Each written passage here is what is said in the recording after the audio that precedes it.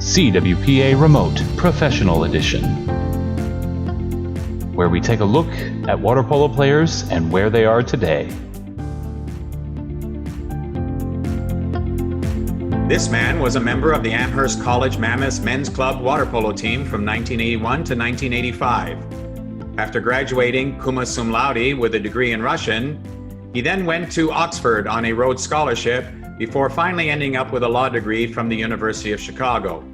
Now he is the chairman of the Board of Trustees of Amherst College, to go along with a long and distinguished career in law. I'm so very pleased to be joined today by Andy Nussbaum. Andy, thanks so much for appearing today on CWPA Remote. Thanks for having me. Happy to be here, George. Thank you. So how did it start? How and why did you choose Amherst College? Well, I had been a swimmer since very young days in what used to be the AAU. And then I was a pretty serious swimmer in high school, and also actually played water polo with my high school water polo team. And when I was looking at colleges, I cared very much about a place that was academically excellent, but I did also want to be able to be an athlete. And that led pretty naturally to Amherst, which had a very good water sports program, and also obviously an excellent academic background. So it was a good fit. So do you remember your very first practice? So my very first practice probably was a water polo practice, because water polo was a fall sport. I guess still is a fall sport.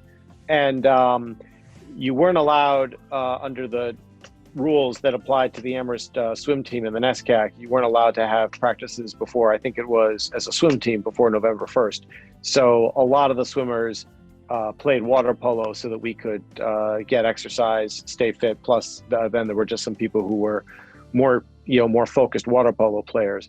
I don't know that I remember my first practice. I do remember one of my first impressions of the team as a freshman was that, I was basically the shortest and the scrawniest kid on the team. So they said they had a spot for me, but I wasn't quite sure where that spot was going to be. Well, how about your first goal? Do you remember it?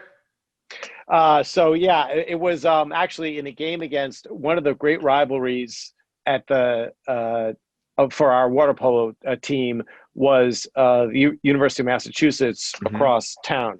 And of course, it's a big school, and they had a big swim team, and they had a big water polo team. And again, I was the smallest kid in the pool for sure, but I was reasonably fast because of my swimming. And I remember getting a breakaway, opportunity, sprinting down to the edge of the pool, and the ball somehow ended up landing in front of me. And I did score a goal, but it was largely because there was nobody around me except the goalie, and I basically had open water and a pretty clear shot. Well, I mean, they all count. They don't, when they put it on the scoreboard, it's just a tick on the score sheet. So they're all equal at that point. How about your single best memory or a couple of best memories of your water polo career? Well, I mean, I just, for me, it was, I don't know that I've got a specific memory, but it was a very team-focused experience in a way that swimming, you've got relays, and of course you're part of a team, but at the end of the day, swimming is you against the clock. Water polo is such a team effort and such a, kind of team communication effort. I just, it's the only team sport I ever really played with any seriousness. And again, for kind of a small kid, who, I wasn't going to have the best arm. I wasn't definitely going to be the best dunker. I wasn't going to play the hole realistically, but, I was very much a part of the team, and, to have, a good opportunity to play.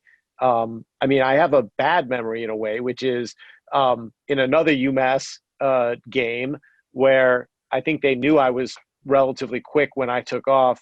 The guy who was defending me grabbed my suit, and that was the end of that swimsuit.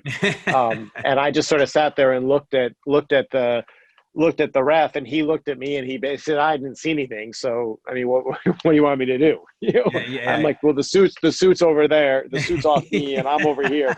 So, there are only two ways it could have happened. Anyway. Well, I'd be interested, and our viewers would be, in just whatever number of reflections you have about your water polo career at Amherst. Yeah, I mean, at Amherst, water polo, it was a club sport, so we had help from one of the coaches, but really, we coached ourselves, and it was a good mix of playing water polo as best we could, and also just kind of working out together and trying to be as fit as we could be. And there were some good matches among a handful of the small schools, kind of weekend tournaments where you'd all be at maybe at Bowdoin or maybe at Middlebury or one of the other small schools in the area. And we do sort of round robin playing. And I think we played relatively hard. I think we also, had a fairly good time as well. And again, like I said, for me, water polo was, the ultimate team experience where I really felt, supported, and even to some extent, protected by teammates. Well, it's a great way to segue into our next section to talk about your current career and what led up to it. So before we get to the actual current situation you have, you did some clerking and working for a couple of rather significant names in the justice system. Do you want to expound on that a bit, please? Sure. So I was very fortunate when I was in law school to get a clerkship with then Judge Ruth Bader Ginsburg, who was at that time still on the DC Circuit, the Court of Appeals. She'd been a judge there for many years and was quite distinguished. And she offered me a clerkship after I finished law school, which is basically a one-year position with a judge where you work on their cases with them and help them draft opinions and prepare for oral argument and just deal with their docket generally. And then the year after that, and largely thanks to her, actually, I got a clerkship with Justice Scalia at the Supreme Court. And that was actually the year that Justice Ginsburg was nominated to replace Justice White, who was retiring. So it was quite a special opportunity to be working for Justice Scalia, where really it was meant mostly due to Justice Ginsburg's recommendation to him. And then to see her get nominated while I was at the court, and I had the opportunity to go to the hearings before Congress or the Senate Judiciary Committee with her, and I was at her swearing in at the White House. So it was just a lucky moment in time, really. They were both very, very good people and both very good to me. Did you maintain any type of contact with them afterwards? Oh, yes. They stayed in touch. I stayed in touch. Actually, last October, Justice Ginsburg came to Amherst for a day and spoke with students, did some small group meetings, and we had hosted a dinner for her with some faculty and students and staff. And I kind of hosted her for the day, and she's met my kids. And same with Justice Scalia. I never had him to Amherst, but we stayed in touch. It's a close circle between the justices and their law clerks. So circling ahead to where you are today, tell us about how your current position happened. Well, law clerkships, unfortunately, they're not lifetime. So as good as they were, each was a year, and then it was time for me to move on and get a job. I've been at a law firm called Wachtell, Lipton, Rosen and Katz, which is one of the preeminent corporate law firms in the country, certainly I'd say the world, in New York. And I do mergers and acquisitions. Actually, I just represented Salesforce in this $28 billion transaction they announced earlier this week to acquire Slack. And it's a range of corporate work. I do still swim. I'm not able to play water polo. There's two places in New York where you can play water polo as a master's, but I just haven't been able to sort it out. So tell our viewers, is there a typical day or a typical week in your current job? I wish, not really. I mean, I think, and in a way, that's the pleasure of the job. It's highly unpredictable. What will occur in any given day? There are many days where I get to the office in the morning, or the home office, often these days in the morning, and you think you're going to do A, B, C, and D, and it turns out, G pops up, and you work your way down the alphabet, and you never make it back to A, B, C, and D. But it's a lot of interacting with clients, interacting with lawyers at other firms, sometimes interacting with the SEC. Don't really do media interviews, obviously, given that it's clients' confidences. Mm-hmm. But it's a combination of reading and writing and negotiating transactions. Do you have a really memorable or significant occurrence that happened during your time here? Well, I mean, I've been very fortunate. I've worked on, represented in the SAB Miller Anheuser-Busch transaction, which was one of the largest corporate transactions ever. I was lead counsel for one of the parties, and I actually quite enjoying my work with Salesforce, which I mentioned earlier. I do a lot of work for Barry Diller, actually, who's got a lot of different media interests. So I have a pretty varied portfolio, and then I do some nonprofit work as well. And where do you expect to go from here? It's a good question. I mean, one of the things I like about my job is every year is different from the last. And I don't know that I'll go anywhere from here. I mean, I have thought about teaching at law school. I do a little bit of that on the side, when I can find the time. I do like my nonprofit work, but honestly, I like kind of the mix of the fast-paced corporate environment, plus having to stay current on relevant law. And my work is kind of a nice mix of business and law, and that's been very fortunate. Right. Well, something else you are doing is back with your alma mater. Can you tell us a bit about your role as chairman of the board of trustees and how you got there? Sure. So let's see. I've been on the Amherst board, I think, for 10 years now. I think that's right.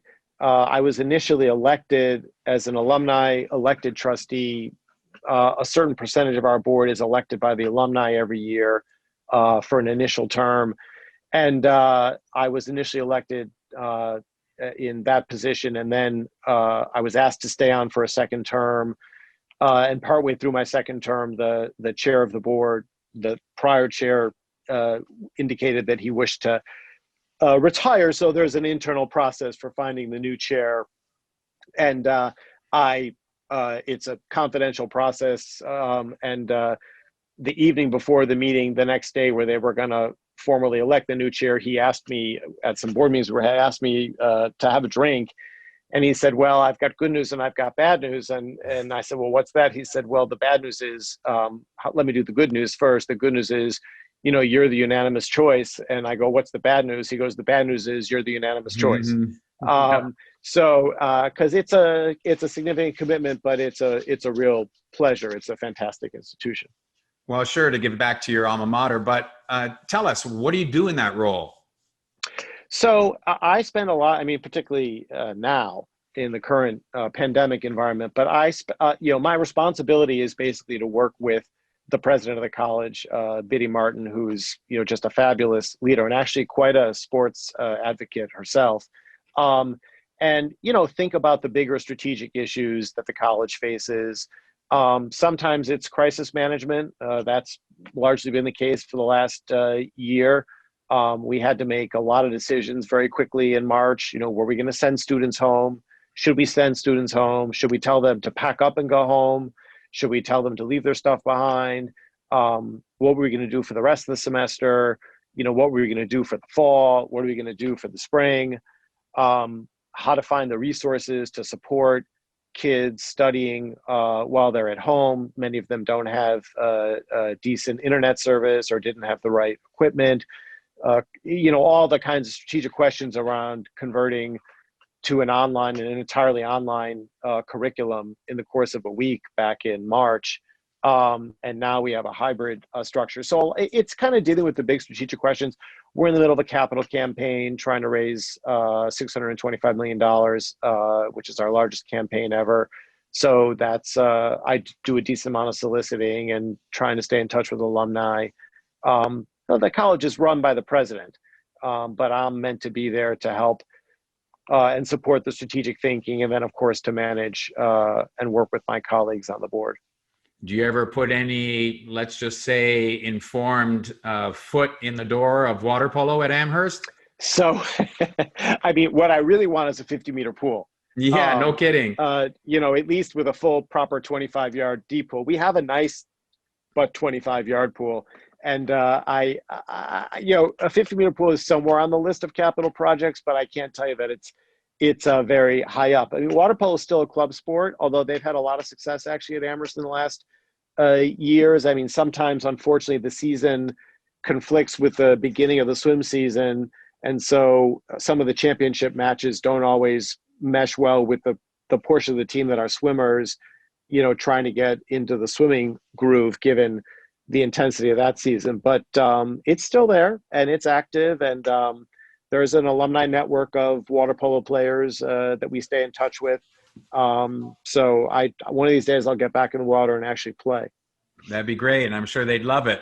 Now, before we leave the chairmanship, I just wanted to ask, Amherst ran into a problem administratively with water polo a few years back when they were ranked number 1 and had their season forfeited.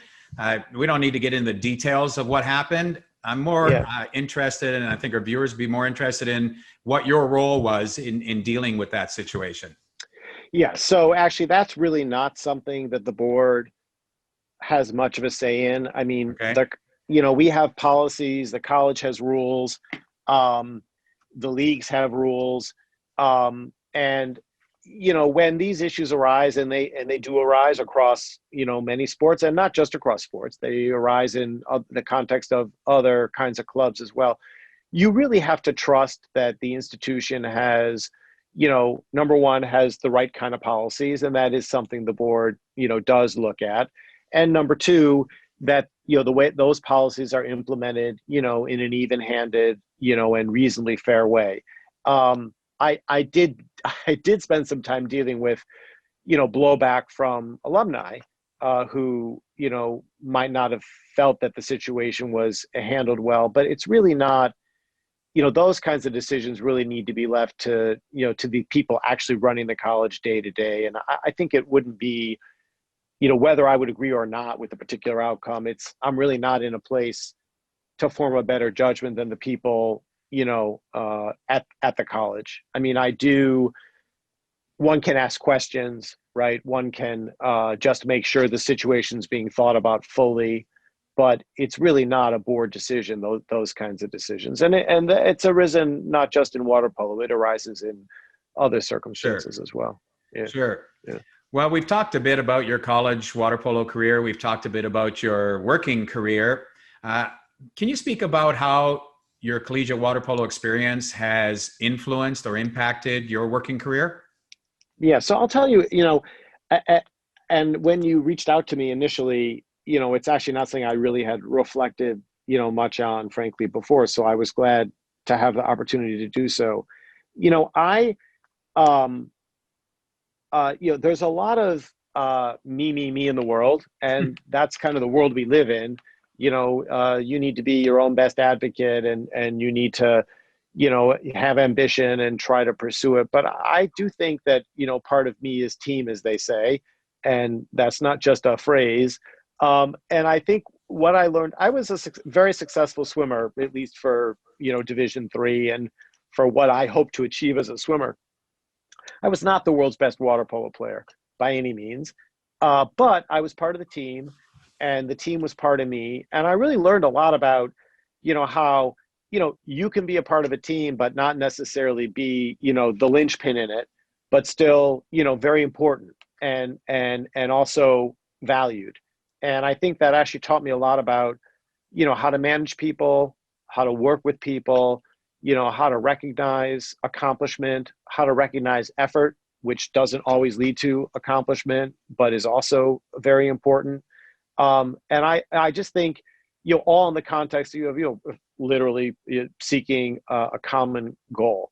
And I think that, it was good to be a member of a team where I was not the leader, I was not the best, and I wasn't the guy in the hole, but still I was a player, and it mattered to me, and I felt it mattered to the team. So that's really something I think I've carried forward in life, and I think something particularly, frankly, successful people should experience. Well, have you ever been in a situation in your working career where you stopped and said, you know what, I can draw this, whatever this is, from my college water polo experience and deal with this situation? Has that ever happened? Well, I think I don't know that I can, George, recall specifically like a specific link in that way. But what I can say is the feeling of being in the pool and, usually not being stronger or bigger than the guy defending me, but still being able to, manipulate and maneuver around, to some extent and not give up, and kind of being willing to fight back as best I could. You always are faced with situations in your work life or your personal life where, the odds aren't in your favor, or the situation is one, that's adverse to you. And you have to find a way to, work around it or power through it. And I do think, that's something that I learned. That's something that I first probably really experienced in the context of, being in the water, and a lot of what happens, as the ref doesn't see or can't see, and, you kind of got to fight for yourself. Well, often people in your position get asked by interviewers, what would you say to your younger self? And in my case, I like to come at it from the exact opposite direction. So what would Andy Nussbaum, the college water polo player, be saying to you now? Get back in the water and practice your throwing arm. I mean, I really was, my throwing arm was not particularly great. I was pretty good at catching, but I was not the best thrower. And I remember always saying, if I had like another couple weeks, I would have worked on that, before the season, but I never got around to it. Well, maybe have you'll more do fun. Yeah, you'll do it now as a Masters player. Yeah, exactly. One of these days. So finally, watching today, we have high school water polo players and their parents, as well as college water polo players. And I would like to know, or I'd like them to know, what pieces of advice you would give to them about how their college water polo career can impact their future careers. I think one of the great things about water polo as a sport is, not just obviously, the physical demands of it, which, in terms of fitness and health and mental health are, tremendous. And there really isn't, in my view, another sport, other than swimming, that has that combination of, grace and strength and endurance as part of it. So I would encourage people to pursue it. I would also say that, be a part of the team. I mean, build the team. I think you don't have to be ranked number one. You don't have to be a Division I polo player, to get a tremendous amount out of it in college. It's a sport that, as the kids mature, I actually think the game also matures. You see the guys at the Olympics, and the strategy and the interaction and the communication. It's a sport that continues to evolve, as you mature. And, it's certainly something you can get a lot of satisfaction out of, as part of your college career. Excellent advice. Well, he followed up his college water polo career at Amherst by establishing a stellar law career and going back to his alma mater to guide it from the boardroom. Andy Nussbaum has been my guest today on CWPA Remote. Andy, thanks so much for taking the time to pass along your views on the impact of college water polo on your career. Thank you. Stay well. You too. Until next time on CWPA Remote, this is George Gross Jr. wishing all of our viewers the very best in and out of the pool.